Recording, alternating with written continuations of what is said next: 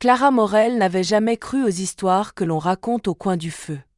Elle était de celles qui exigeaient des preuves, des mesures, des documents d'archives jaunis par le temps. Archéologue depuis 8 ans, elle avait parcouru des ruines romaines, des temples oubliés et même des épaves englouties. Mais ce matin-là, dans la salle silencieuse des archives départementales, elle tenait entre ses mains quelque chose qui n'entrait pas dans ses habitudes.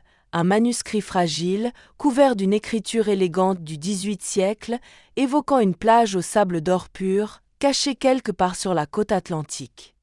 Le texte parlait d'une lumière mystérieuse apparaissant à marée basse, éclairant l'entrée vers un royaume oublié. La mention paraissait poétique, sauf qu'elle figurait dans un rapport de navigation d'un certain capitaine François Leclerc, daté de 1721.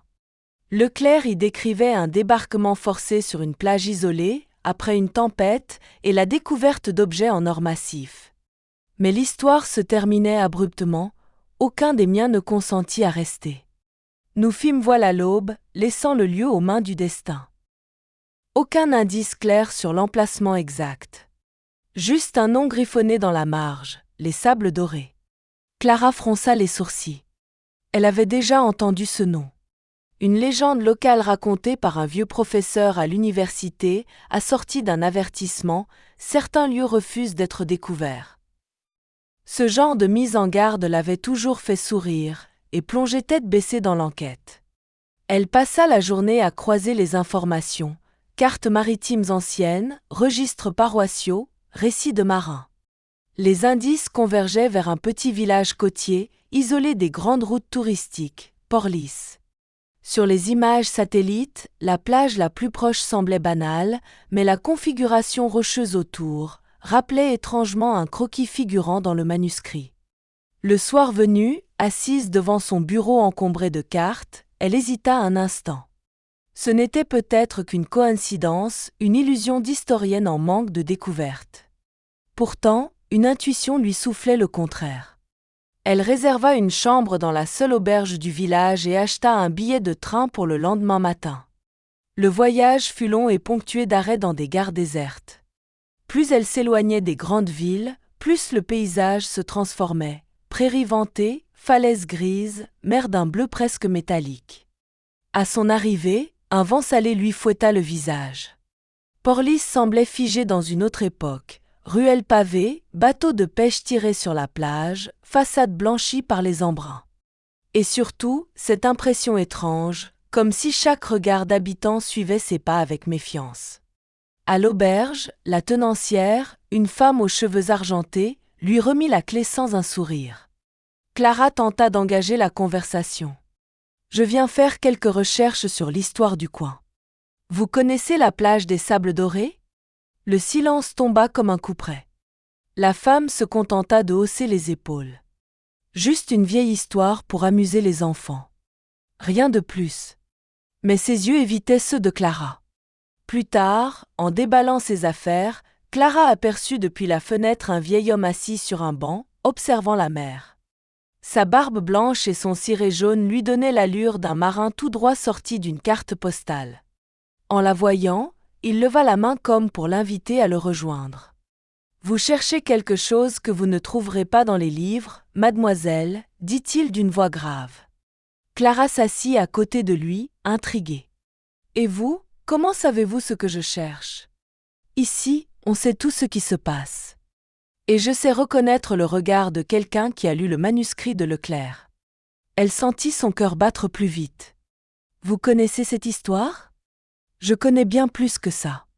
Mais je vous pose une question. Êtes-vous prête à entendre ce que personne ne veut raconter ? » Clara hésita. Un frisson parcourut sa nuque. « Oui. » Le vieil homme sourit tristement. « Alors revenez demain, à l'aube. Et surtout, n'en parlez à personne. » Cette nuit-là, elle eut du mal à trouver le sommeil. Le vent faisait grincer les volets, et la rumeur lointaine des vagues semblait se rapprocher. Elle repensait aux mots du vieil homme. Qu'avait-il voulu dire par « ce que personne ne veut raconter » ? Était-ce une superstition ou bien un secret plus tangible ? Et pourquoi ce village semblait-il se refermer sur elle comme une coquille protectrice ? À 4 heures du matin, Le cri des mouettes la tira du lit. Elle s'habilla chaudement, prit son sac et sortit dans l'air glacé. Le ciel pâlissait déjà à l'est. Sur le banc de la veille, le vieil homme l'attendait, une lanterne à la main. « Suivez-moi, dit-il simplement. » Ils descendirent vers la plage, longeant les rochers humides. À mesure que la marée se retirait, le sable prenait une teinte étrange, presque dorée, comme si la lumière de l'aube s'y emprisonnait. Clara sentit son souffle se couper. Ce n'était pas une illusion. Le vieil homme s'arrêta devant un promontoire rocheux.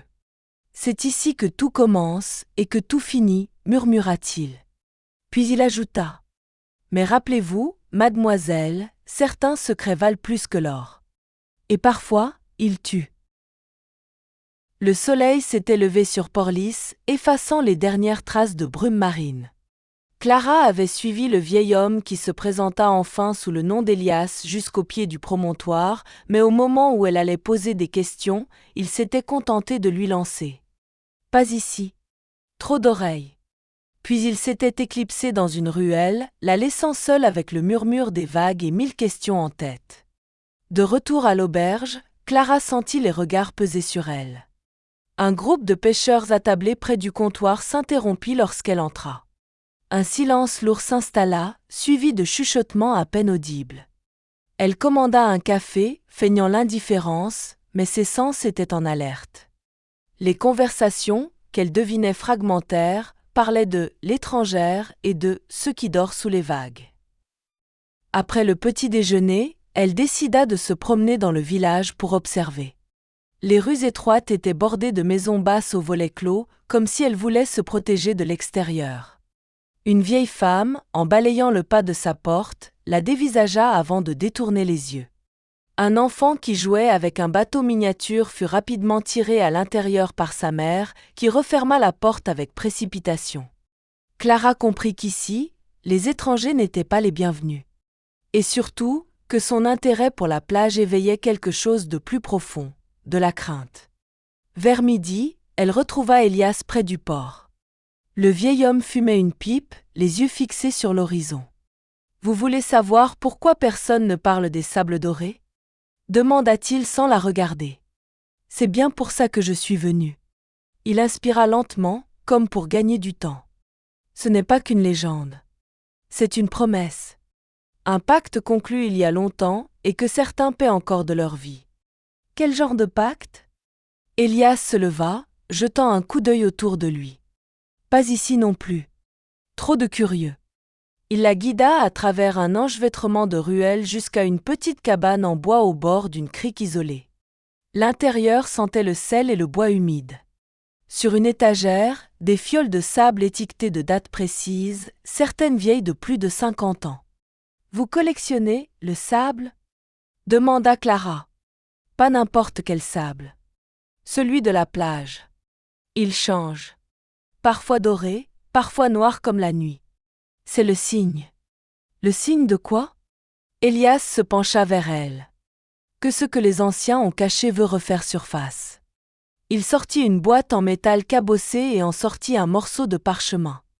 Les bords étaient rongés, mais au centre, un symbole se distinguait, un cercle entouré de 8 traits irréguliers. « Qu'est-ce que c'est ?» La marque du pacte. Tous ici la connaissent. Elle est gravée sur un rocher, là-bas, près de l'entrée que vous n'avez pas encore vue. Clara fronça les sourcils.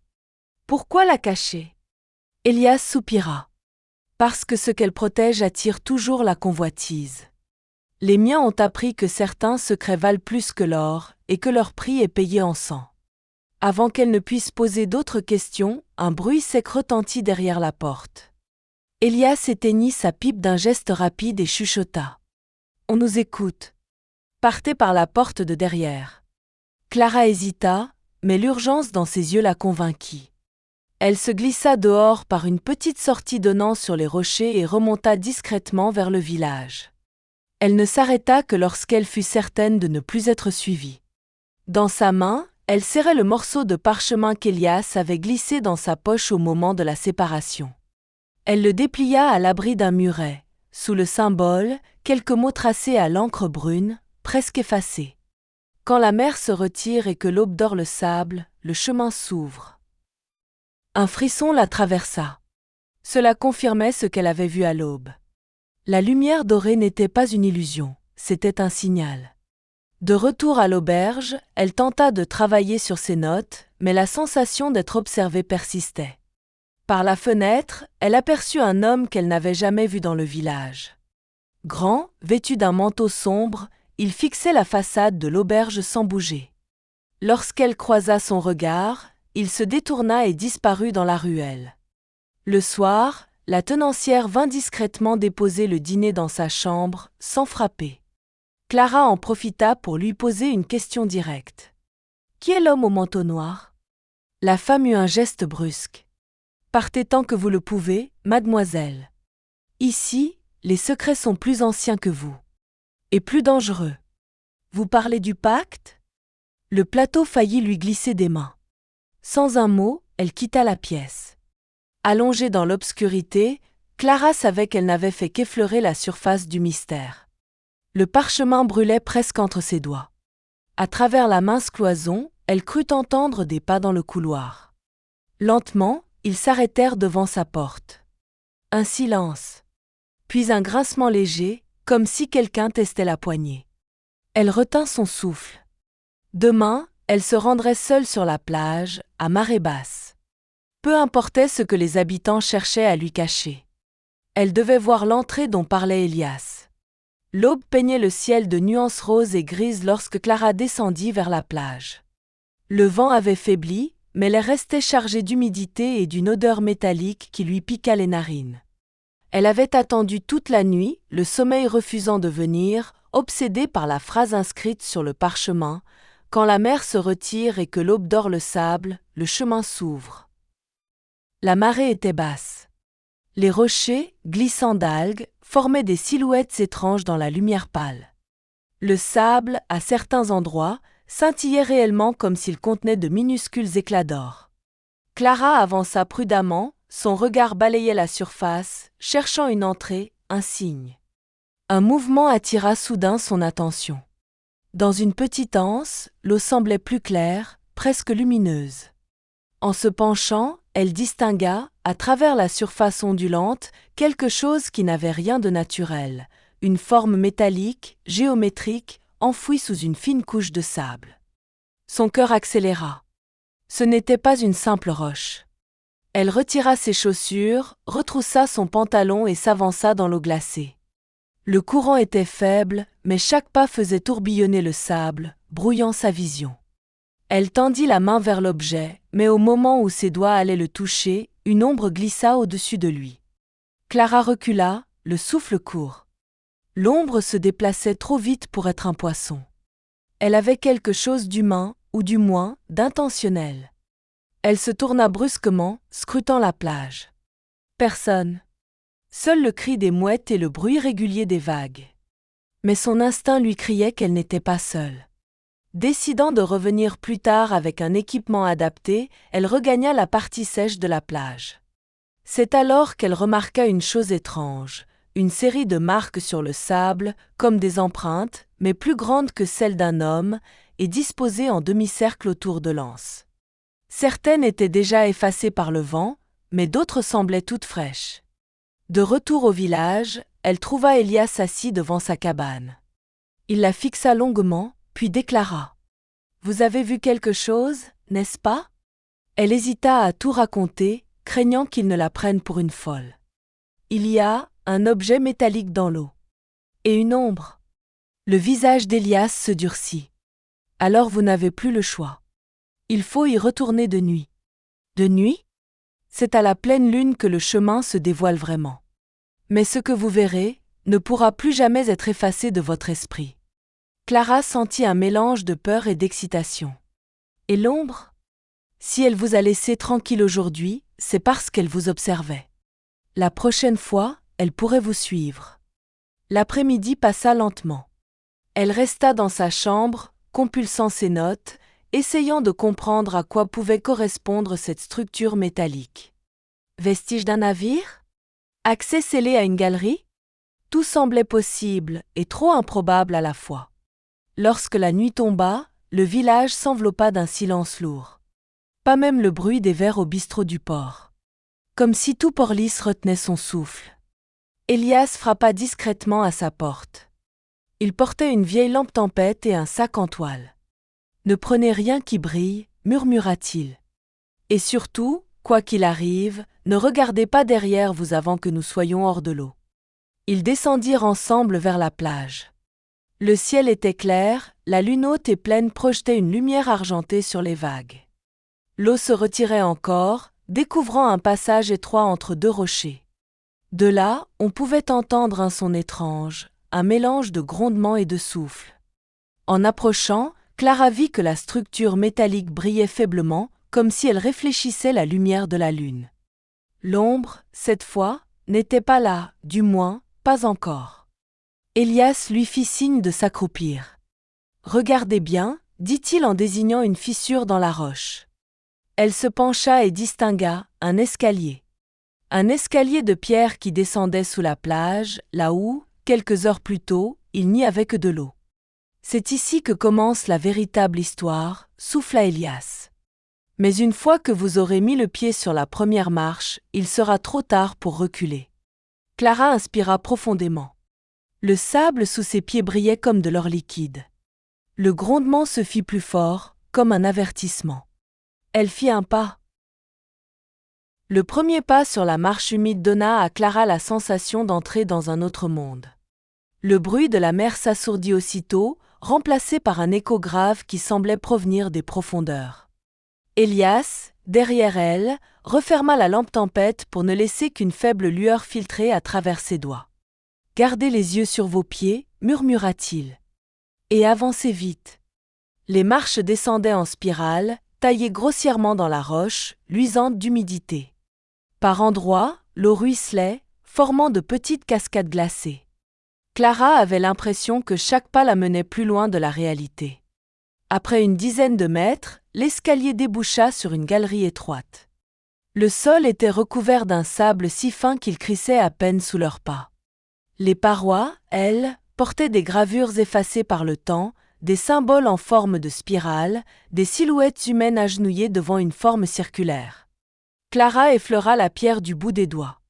C'est ancien, très ancien. Rien à voir avec l'époque de Leclerc. Élias hocha la tête. Plus vieux que le village. Plus vieux que notre mémoire. Ils avancèrent encore quelques mètres jusqu'à ce qu'un grondement sur les fige.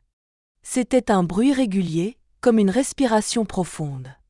Clara sentit la chair de poule lui courir sur les bras. Ce n'est que la mer, chuchota-t-elle, plus pour elle-même que pour Élias. Non.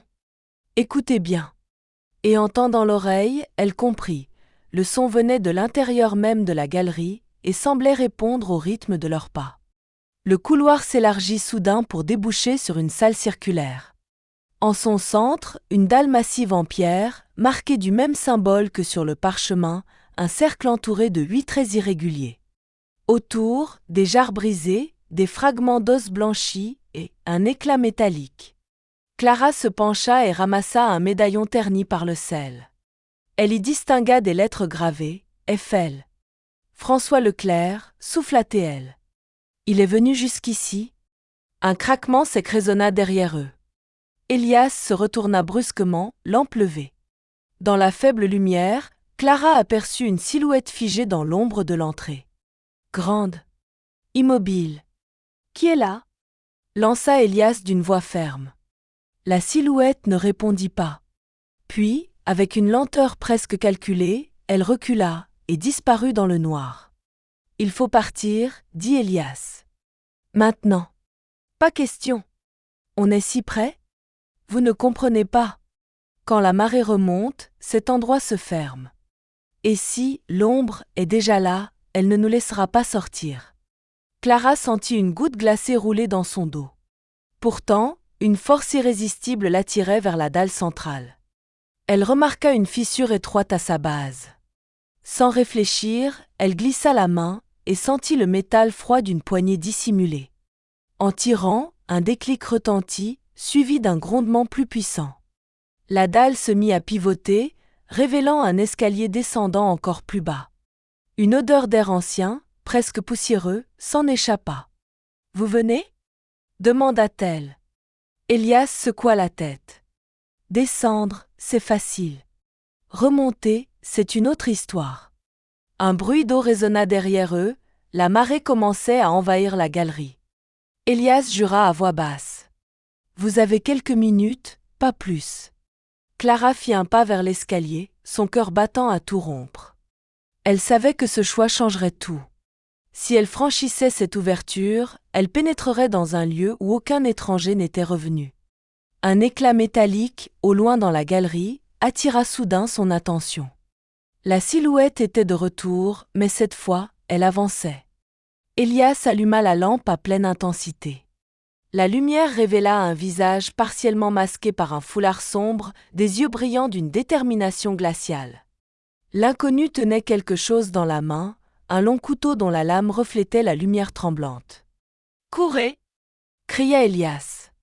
Clara n'hésita pas. Elle se précipita dans l'escalier secret, Elias sur ses talons, alors que le bruit de l'eau et des pas précipités se mêlait derrière eux. La dalle se referma lourdement, plongeant le monde au-dessus dans le silence. Devant eux, l'escalier descendait dans une obscurité presque totale, interrompue seulement par la lueur de la lampe. L'air devenait plus sec, plus chaud, et portait une odeur étrange, comme celle d'un métal chauffé. Clara savait qu'il venait de franchir un point de non-retour. L'escalier semblait descendre sans fin. Les marches irrégulières forçaient Clara à poser chaque pas avec prudence, tandis qu'Elias, derrière elle, murmurait d'accélérer. Le souffle court, elle finit par distinguer, dans l'ombre, une faible lumière fixe. Ce n'était pas la lampe d'Elias, c'était une lueur dorée, diffuse, qui semblait émaner d'une paroi lointaine. Ils débouchèrent dans une salle plus vaste, soutenue par d'énormes piliers de pierre taillés à la main. Les murs, recouverts de dépôts minéraux, renvoyaient des reflets chauds. Au centre, posé sur un socle de granit, un coffret en bois sombre cerclé de métal attendait, intact malgré les siècles. Elias s'en approcha avec précaution. « Ce n'est pas ici par hasard, » murmura-t-il. « Chaque génération le surveille, jusqu'à ce que quelqu'un vienne le réclamer. » Clara, impatiente, fit sauter le loquet. À l'intérieur, enveloppé dans un tissu de soie défraîchie, se trouvait un carnet de cuir brun. Sur la couverture, gravée au fer, 2 initiales, FL. Elle ouvrit la première page. L'écriture, fine et régulière, appartenait sans aucun doute au capitaine François Leclerc. Le journal commençait par un récit détaillé de sa traversée de 1721, de la tempête qui avait brisé son navire et de son arrivée forcée sur une plage d'un or si pur que la lumière en était insoutenable. Il décrivait la découverte d'un escalier sous les rochers, identique à celui qu'il venait de descendre, et son exploration prudente des galeries. Mais au fil des pages, le ton changeait. Les phrases se faisaient plus courtes, plus nerveuses. Leclerc racontait avoir vu des ombres mouvantes dans l'eau, entendu des voix en des langues qu'il ne connaissait pas. Puis venait un passage énigmatique. « J'ai trouvé la chambre. L'or y est empilé comme des blés dans une grange. Mais il n'est pas seul. Il y a un cœur qui bat dans la pierre. Il faut sceller cet endroit. » Clara leva les yeux vers Elias. « Un cœur qui bat dans la pierre, qu'est-ce que ça veut dire ? » « C'est ce que nous nous demandons depuis 300 ans, répondit-il gravement. En tournant les pages, elle découvrit une carte sommaire griffonnée par Leclerc. Elle indiquait, à partir de cette salle, un chemin menant à une pièce centrale, marquée d'un cercle doré, la chambre d'or. Mais sur les marges, de larges traits noirs barrés, comme si l'explorateur avait voulu en cacher l'accès. Pourquoi aurait-il fait ça ? Parce qu'il savait que la richesse attire toujours la mort, dit Elias. Et il avait raison. Avant qu'elle ne puisse répondre, un bruit sec retentit derrière eux. Les deux se figèrent. Une ombre glissa entre les piliers. Elias brandit la lampe et dans le faisceau tremblant, Clara reconnut la silhouette de l'homme au foulard sombre. Il avançait lentement, couteau à la main, ses yeux brillants dans la pénombre. « Donne-moi le carnet » lança-t-il d'une voix basse mais ferme. « Et si je refuse » répliqua Clara, tentant de masquer la peur qui lui serrait la gorge. Un rictus déforma ses traits. « Alors vous ne ressortirez pas d'ici. » Elias fit un pas vers lui, mais l'homme leva la lame. La tension monta d'un cran. Clara, réfléchissant vite, glissa discrètement le carnet dans la poche intérieure de sa veste. « Vous pouvez nous tuer, mais vous perdrez ce que vous cherchez. Seul moi sais lire cette écriture ancienne, mentit-elle avec aplomb. L'homme la fixa un instant, jaugeant ses paroles. Puis, sans prévenir, il se tourna et disparut dans une galerie latérale. Elias lâcha un soupir. Il connaît ces lieux. Ce n'est pas un simple chasseur de trésors. Alors qui est-il? Quelqu'un qui, comme vous, cherche la chambre d'or, mais pas pour la même raison. Clara rouvrit le carnet et lut les dernières lignes. Si quelqu'un lit ceci, sachez que l'or n'est pas la plus grande découverte de ces sables. Sous la lumière, il y a l'ombre. Et dans l'ombre, ce qui ne doit jamais voir le jour. Elle releva les yeux, déterminée. Je dois voir cette chambre. Elias secoua la tête. Si nous y allons, nous ne pourrons pas faire demi-tour. La marée remontera, et l'ombre aussi. Mais Clara avait déjà pris sa décision. Elle suivrait la carte. Et elle découvrirait ce que Leclerc avait voulu enterrer à jamais. La carte de Leclerc, grossière mais précise dans ses repères, indiquait un couloir étroit menant à un réseau de galeries. Elias marchait devant, la lampe à la main, tandis que Clara suivait en notant mentalement chaque détail. Le sol devenait plus humide, signe que la marée avait laissé son empreinte ici. Plus ils avançaient, plus un bruit étrange s'installait. Ce n'était pas le grondement régulier des vagues, mais un chuchotement discontinu, comme des voix lointaines portées par le vent. Clara s'arrêta net. « Tu entends ça ?» Elias hocha la tête, le visage sombre. « C'est la mer. La mer ne parle pas. Pas avec des mots que tu connais. » Ils débouchèrent sur une grande cavité. Le plafond était percé d'une ouverture circulaire, laissant tomber un mince filet d'eau qui brillait à la lumière. Autour, des inscriptions gravées, certaines à demi effacées par l'érosion. Clara approcha pour les examiner. Les symboles n'étaient pas du français, ni du latin, ni même de l'alphabet grec. Mais certains motifs se répétaient, une spirale encerclant une forme ovale, comme un œil fermé. En passant ses doigts sur la pierre, elle sentit soudain une vibration subtile. Comme un battement, régulier, profond, semblable à un cœur. « Elias, tu sens ça ?» Il recula légèrement. « Oui. Et c'est mauvais signe. » Le chuchotement s'intensifia. Clara jura avoir entendu son prénom distinctement. Elle leva les yeux vers l'ouverture au plafond. Le filet d'eau grossissait. Puis, sans prévenir, un grondement secoua la salle. Des fragments de roches tombèrent autour d'eux. « Recule !» cria Elias. Une partie du plafond s'effondra, projetant une pluie de pierres et d'eau. Clara, déséquilibrée, glissa sur le sol humide et se retrouva au bord d'une fissure profonde. Dans l'ombre en contrebas, l'eau bouillonnait comme si quelque chose y remuait. Une main agrippa son bras de justesse. Elias tirait de toutes ses forces. « Remonte ! Vite !» Elle s'agrippa, le cœur battant à tout rompre, et parvint à se hisser juste avant qu'un PAN entier de sol ne s'effondre dans la fissure, emporté par un courant invisible. Essoufflée, elle reprit ses esprits. Elias, encore haletant, la fixa. Ce n'était pas un simple éboulement. Quelque chose l'a provoqué. « Tu veux dire l'homme au foulard ? Peut-être. Ou peut-être pas. » Clara sortit la carte pour vérifier leur position. Selon les repères de Leclerc, ils étaient proches de ce qu'il appelait le passage des gardiens. Une galerie plus étroite, censée mener directement à la chambre d'or. Mais un détail inquiétait Clara. Sur la carte, l'explorateur avait tracé 2 croix noires sur cette section, accompagnées d'une note, évitez si possible. « On ne va pas passer par là, si ?» demanda-t-elle. « Nous n'avons pas d'autre choix, » répondit Elias. « Les autres accès sont sous l'eau à cette heure. » Ils s'engagèrent dans le couloir.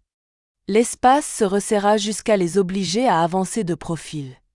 Les murmures revinrent, plus distincts, plus pressants, comme si les voix les encerclaient. Clara sentit l'air se rafraîchir brutalement. Puis, au détour d'un virage, une ombre glissa devant eux. Elias leva la lampe, rien. Mais Clara avait vu. Une silhouette longue, fluide, presque translucide, qui se mouvait comme dans l'eau alors qu'ils étaient à l'air libre. Qu'est-ce que c'était? Souffla-t-elle.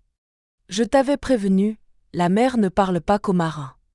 Enfin, le couloir déboucha sur un balcon naturel surplombant une vaste salle. En contrebas, un bassin circulaire réfléchissait la lumière comme un miroir liquide. Au centre, posé sur un îlot de pierre, un second coffret, plus petit que le premier. Elias se raidit. Ce n'est pas la chambre d'or. C'est autre chose. Clara, fascinée, voulut descendre, mais un bruit derrière elle la fit se retourner. L'homme au foulard se tenait à l'entrée du couloir, les fixant. Il leva un doigt sur ses lèvres, comme pour imposer le silence, puis désigna le bassin en contrebas, et disparut de nouveau. Elias jura à voix basse. On n'est pas seul. Et si on ne bouge pas vite, on ne le sera jamais plus. Ils quittèrent la salle du bassin sans toucher au coffret. Clara sentait la curiosité la ronger, mais le visage fermé d'Elias la convainquit de ne pas insister. Le chemin se poursuivait dans une galerie plus sèche, où le sable avait remplacé la roche nue. Les murmures s'étaient estompés, remplacés par un silence presque oppressant. Elias marchait vite, la lampe serrée contre lui. « Il est temps que tu saches pourquoi ce lieu est resté caché, » dit-il sans se retourner. Clara accéléra le pas pour le rejoindre. « Je t'écoute. » Ils débouchèrent dans une petite salle circulaire, à la voûte basse. Des bancs de pierre y formaient un cercle, comme une salle de réunion primitive. Elias posa la lampe au centre, éclairant des gravures anciennes sur les murs. On y voyait des silhouettes humaines debout face à une grande forme circulaire, entourée de vagues. Certaines figures semblaient lever les bras en signe de supplication, d'autres fuyaient. « Bien avant que le village existe, des hommes vivaient ici, » reprit Elias. Des pêcheurs, mais aussi des veilleurs. Ils gardaient un secret que la mer leur avait confié. Il montra une gravure, un cercle lumineux au fond de l'eau. « Un objet » demanda Clara. « Pas seulement. Ce cercle, c'est ce que Leclerc appelait le cœur qui bat dans la pierre.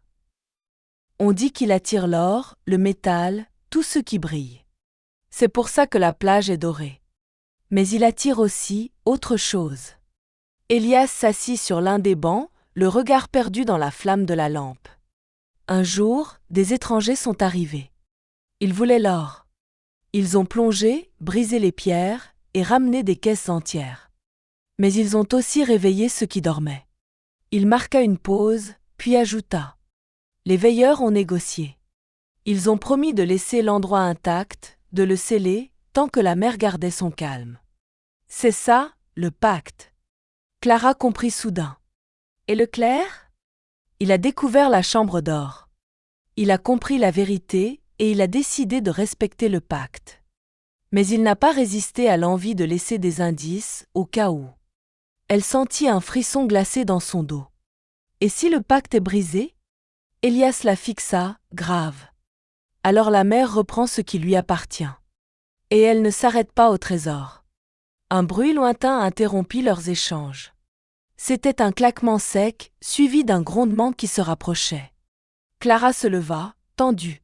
« C'est quoi ?»« Pas la marée, » répondit Elias. « Ce sont les verrous de la galerie qui cèdent. » Avant qu'il ne puisse bouger, une silhouette surgit à l'entrée, l'homme au foulard. Cette fois, il ne brandissait pas de couteau. Il tenait le coffret du bassin. « Le pacte est déjà brisé, » dit-il d'une voix froide. « Et vous deux, vous allez m'aider à finir le travail. » Clara recula d'un pas. « Pourquoi nous ? » Parce que toi, l'archéologue, tu sais lire la carte de Leclerc. Et toi, Elias, tu sais où est la porte. Elias serra les poings. « Tu ne comprends pas ce que tu tiens dans les mains. »« Aussi, je comprends, » répliqua l'homme avec un sourire mauvais. « Et quand j'aurai la chambre d'or, plus rien ne m'arrêtera. » Il jeta un coup d'œil derrière lui, nerveux. « Le chemin sera bientôt sous l'eau. »« Alors, on y va. » Sous la menace implicite, Clara et Elias furent forcés de reprendre la marche. L'homme les suivait de près, sa main libre toujours proche de la lame glissée à sa ceinture. La carte de Leclerc brûlait presque dans la poche de Clara. Alors qu'ils avançaient, elle murmura à Elias. « On ne peut pas le laisser ouvrir cette chambre. »« Je sais, répondit-il. Mais pour l'arrêter, il faudra y entrer avant lui. » Le grondement de l'eau résonnait déjà dans les galeries. Clara savait qu'il jouait contre la marée et contre le temps. Le pacte avait tenu 3 siècles.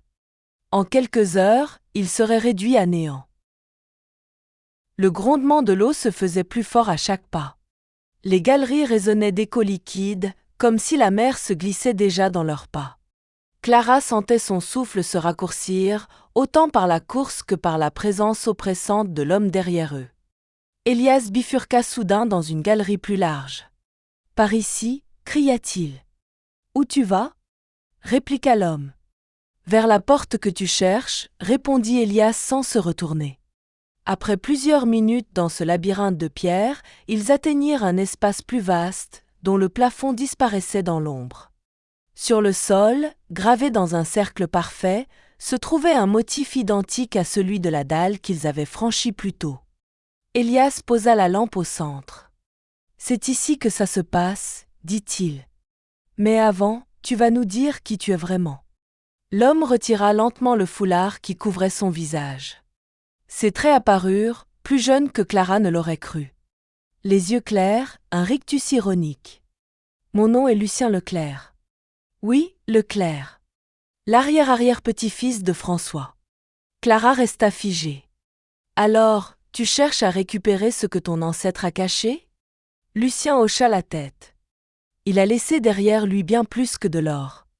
Des documents, des preuves qui peuvent réécrire l'histoire de ce pays et me rendre immensément riche. Elias le toisa, méprisant. Ton ancêtre a compris que certaines richesses ne doivent pas être prises.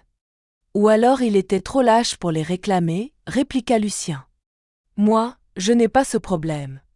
Lucien ouvrit le coffret qu'il portait depuis la salle du bassin. À l'intérieur, un disque métallique gravait des mêmes symboles que sur les murs. Il le posa dans l'encoche centrale du cercle gravé au sol. Un déclic se fit entendre, suivi d'un souffle d'air chaud. « Et voilà » dit-il avec un sourire satisfait. « La porte est ouverte. » Le sol se mit à vibrer. Une dalle massive se souleva lentement, révélant un escalier descendant vers une lumière dorée intense. Clara sentit ses yeux se plisser sous l'éclat. L'odeur métallique, plus forte que jamais, emplit la salle. « Après vous » dit Lucien en désignant l'escalier avec un geste théâtral. Elias échangea un regard rapide avec Clara. Puis, d'un mouvement brusque, il attrapa la lampe et la projeta vers Lucien.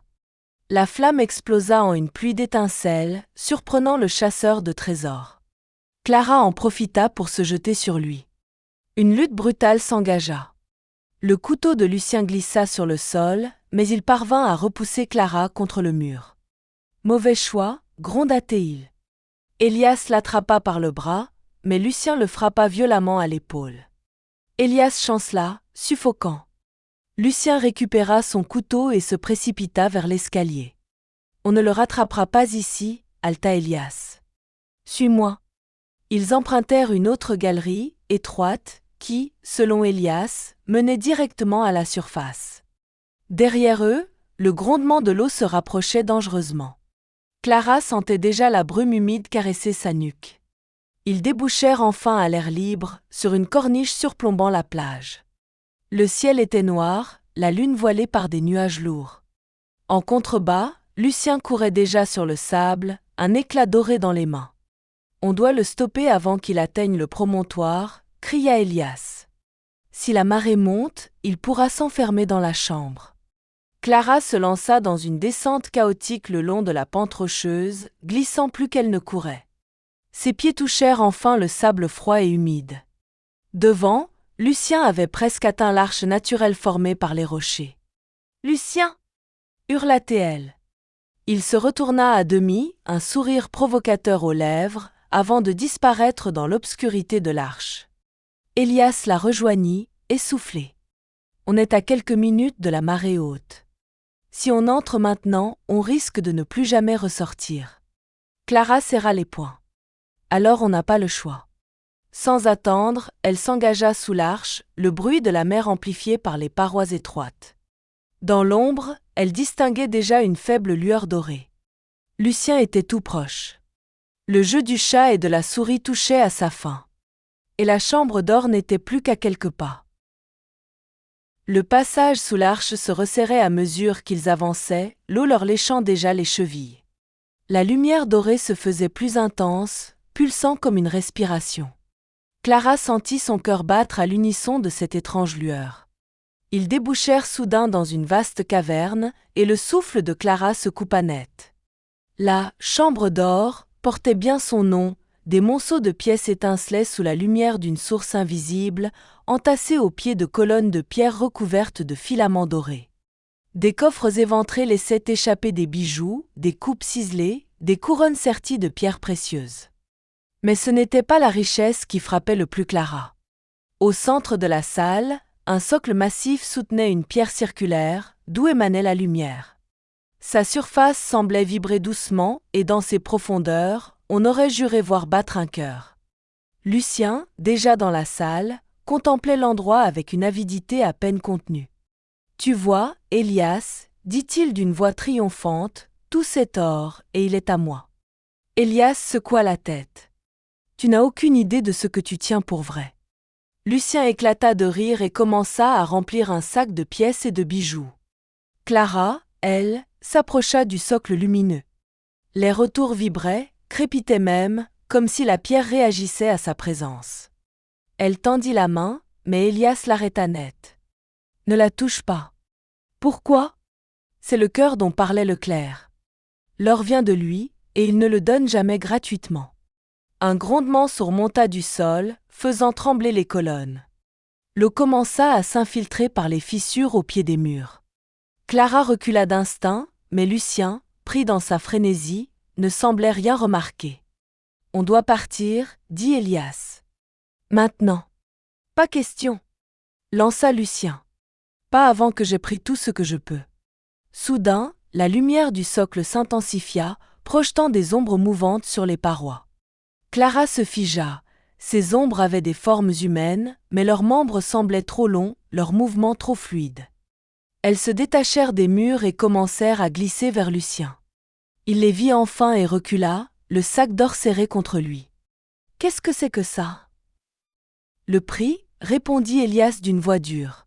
« Le pacte est brisé, et elles viennent le réclamer. » L'eau montait rapidement, recouvrant déjà les monceaux de pièces. Clara saisit Élias par le bras.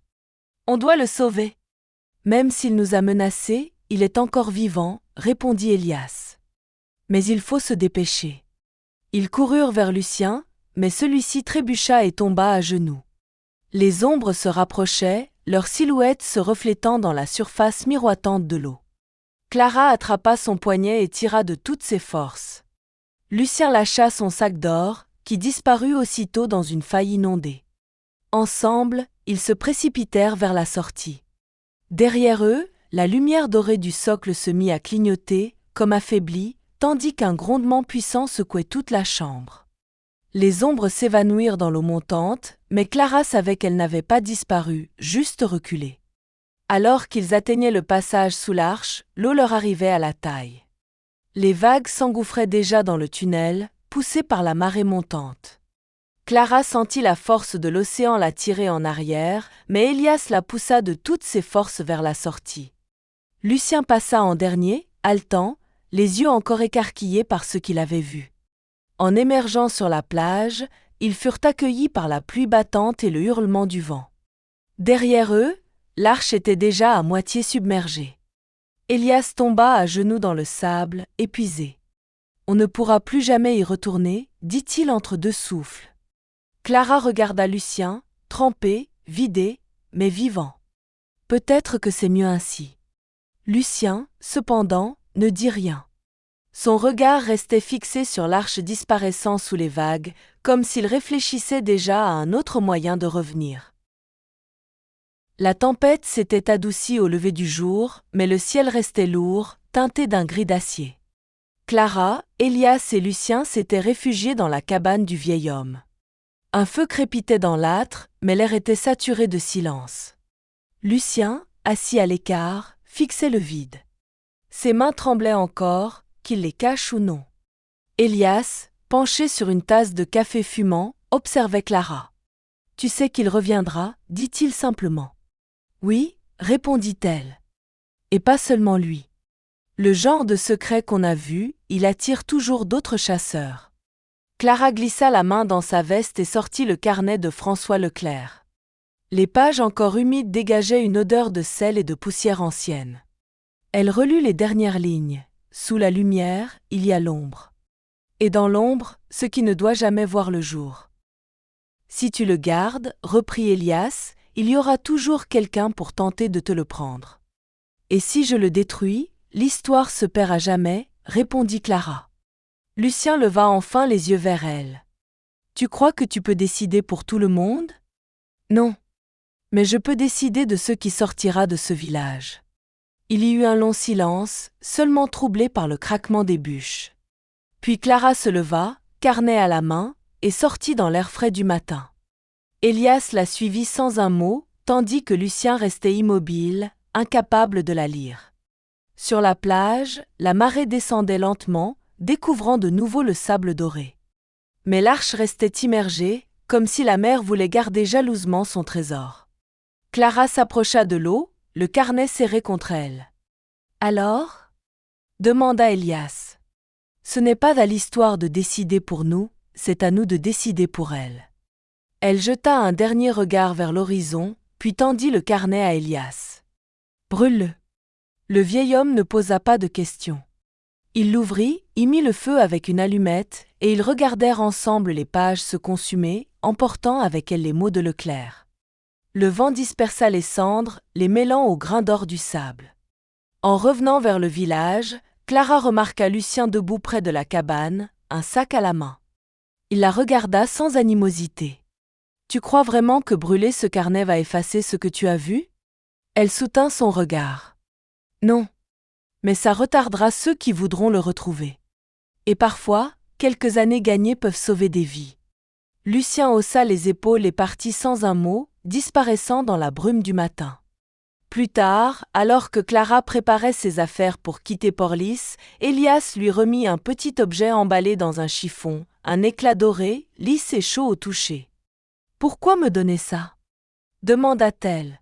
« Pour te rappeler que tu as vu quelque chose de vrai, » répondit-il. « Et pour que tu n'oublies jamais que ce qui brille n'est pas toujours à prendre. » Clara rangea l'éclat dans sa poche. En quittant le village, elle jeta un dernier regard vers la mer. Le sable doré scintillait au soleil, mais dans ce scintillement, elle crut voir une ombre se déplacer sous les vagues. Un avertissement silencieux. Le secret des sables dorés était en sécurité, pour l'instant.